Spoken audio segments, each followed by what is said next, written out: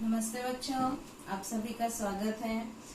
हम नवा पाठ ही अभी कंटिन्यू करेंगे, आपदा प्रबंधन। इसमें हमने आपदा पढ़ा था, अचानक घटने वाली जो घटनाएं होती हैं। ये आपदा के दो प्रकार, प्राकृतिक आपदा और मानव निर्मित आपदा। इसके अंतर्गत जो है हमने एक प्राकृतिक आपदा भूकंप के बारे में हमने जानकारी ली थी। अब अगली आपदा है आग जो है। अब ये आग जो है प्राकृतिक आपदा है या मानव निर्मित आपदा है, तो थोड़ा याद कीजिए। पहले भी आप पढ़े हुए हैं कि आग जो है ये प्राकृतिक आपदा भी हो सकती है और मानव निर्मित आपदा भी हो सकती है। अब प्राकृतिक आपदा कैसे हो सकती है कि जो घने जंगल होते हैं, वन होते हैं, इसमें पेड़ जो है बहुत पास पास होते हैं। तो अब इन पेड़ों के जो घर्षण होता है, आपस में घर्षण के कारण उष्णता निर्मित होती है और इस उष्णता के कारण आग लग जाती है। तो जो जंगलों में लगी हुई आग जो होती है उसे क्या बोलते हैं? दावानल कहते हैं और ये एक प्राकृतिक आपदा है। और मानव निर्मित भी हो सकती है कि मनुष्य के द्वारा अपनी इच्छा से, मतलब ऐच्छिक भी हो सकती है या अनैच्छिक रूप से जो लगाई गई आग होती है, जिसके कारण जो है बड़ी दुर्घटनाएं भी हो सकती हैं। तो ये क्या हो गई? मानव निर्मित आपदा हो गई। मतलब आग ये प्राकृतिक आपदा भी हो सकती है या मानव निर्मित आपदा भी हो सकती है। अब हम आग के प्रकार पढ़ेंगे। आग के प्रकार, पहला कौन सा? अवर्गीय आग। इसमें ठोस रूप पदार्थ से आग लगती है, जैसे कि ज्वालाग्राही जो पदार्थ होते हैं, जैसे लकड़ी है, कपास है, कोयला है, कागज है, इनके कारण जो आग लगती है वो जो है ये अवर्गीय आग होती है। अब इसको बुझाने के लिए क्या किया जाता है? ठंडा करके आग बुझाई जाती है, पानी के द्वारा आग बुझाई जा सकती है। दूसरी आती है बवर्गीय आग। ये द्रव रूप पदार्थ से लगती है आग।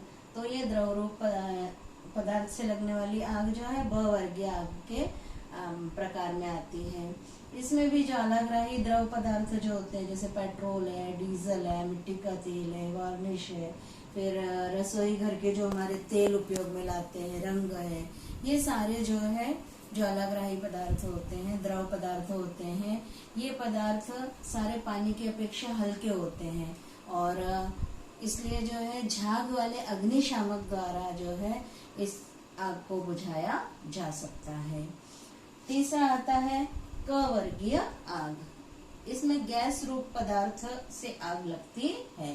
अब गैस रूप पदार्थ कौन से होते हैं? जैसे एसिटिलीन है, या फिर जो है हमारे घर में जो एलपीजी गैस उपयोग में लाई जाती है उससे है। तो ये सारे जो है ज्वलनशील गैसों से लगने वाली आग जो है इसके अंतर्गत आती है। अगली आती है डवर्गीय आग।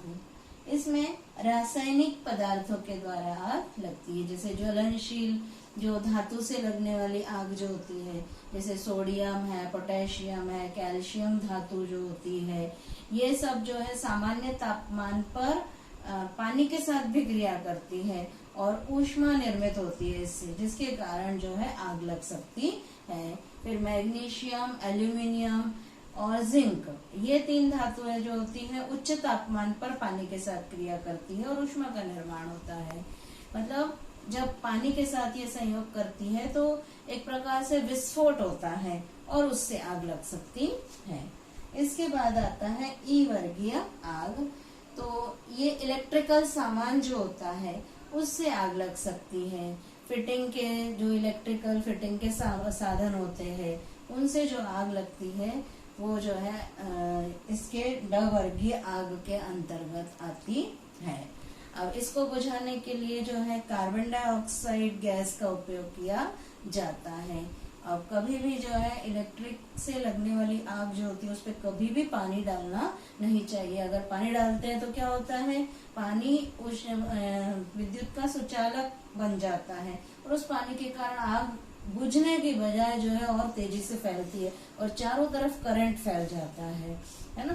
तो ये सावधानी जो है रखनी पड़ती है। अब आग बुझाने की विधि कौन कौन सी है ये हम देखेंगे। आग बुझाने के लिए अर्थात आग पर नियंत्रण पाने के लिए जो है 3 प्रमुख विधियां होती हैं। सबसे पहली है ठंडा करना।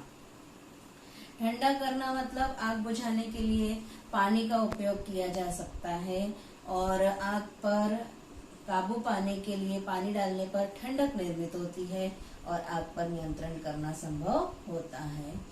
फिर दूसरा जो है आग कम करना। दूसरी विधि कौन सी है? आग को कम करना। आग कम करने के लिए या तेल के कारण या बिजली के कारण जो लगी आग होती है, इसको बुझाने के लिए रेत का उपयोग किया जाता है या मिट्टी उस पर डाली जाती है, और झाग जैसा पदार्थ आग पर फैलने से उसका उपयोग आग ढकने जैसा हो जाता है। यह आग बुझाने की विधि तेल के कारण लगे आग के लिए उपयुक्त होती है। फिर तीसरी विधि है ज्वलनशील पदार्थ अलग करना। मतलब यहाँ पर इस पद्धति में जो है जितने ज्वलनशील पदार्थ आसपास होंगे, जैसे कागज पड़े होंगे तो कागजों को अलग कर लेना है, या फिर जो है कोई ज्वलनशील पदार्थ लकड़ी होगी, जैसे लकड़ी जो तुरंत आग पकड़ती है तो लकड़ी को उठा के भी अलग कर लेना है। ये मतलब जितनी ज्वलनशील वस्तुएं वहां पर होगी उन सबको अलग कर लेना है। तुरंत लगी आग को बुझाने के लिए स्ट्रिप पंप एक सबसे उत्तम साधन है।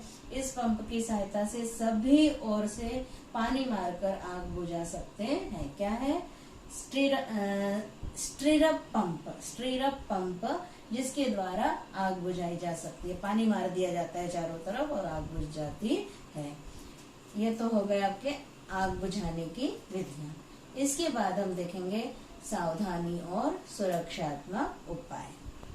अब पहली सावधानी कौन सी है कि रात को सोते समय या फिर आप कहीं बाहर जा रहे हैं, बाहर गांव जा रहे हैं, तो जाते समय जो है गैस का रेगुलेटर बंद करना चाहिए। फिर आवश्यकता न होने पर जो विद्युत उपकरण है सबको बंद करके रखना चाहिए। जैसे टीवी है, फ्रीज है। फ्रीज तो सतत चालू रहता है लेकिन फिर भी ध्यान देना है। और मिक्सर है, जो भी विद्युत उपकरण है आवश्यकता नहीं है तो उनको बंद करके रखना चाहिए। आग लगने पर यदि आग लग गई है तो चिल्लाकर दूसरों को सतर्क करना चाहिए और अन्य लोगों को सहायता के लिए बुलाना चाहिए। फिर अगर ज्यादा आग लग गई है तो फोन नंबर 101 लगाकर तत्काल अग्निशामक दल को बुलाना चाहिए।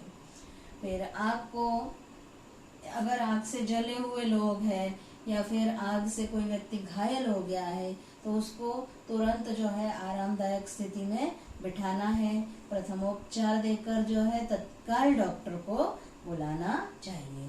इस प्रकार ये क्या हो गई? सावधानी और सुरक्षात्मक उपाय।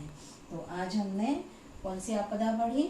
आग जो है ये आपदा पढ़ी। इसके प्रकार कौन से हैं, इस पर नियंत्रण कैसे पाया जा सकता है, और सावधानी और सुरक्षात्मक उपाय। आज इतना ही बच्चों, धन्यवाद।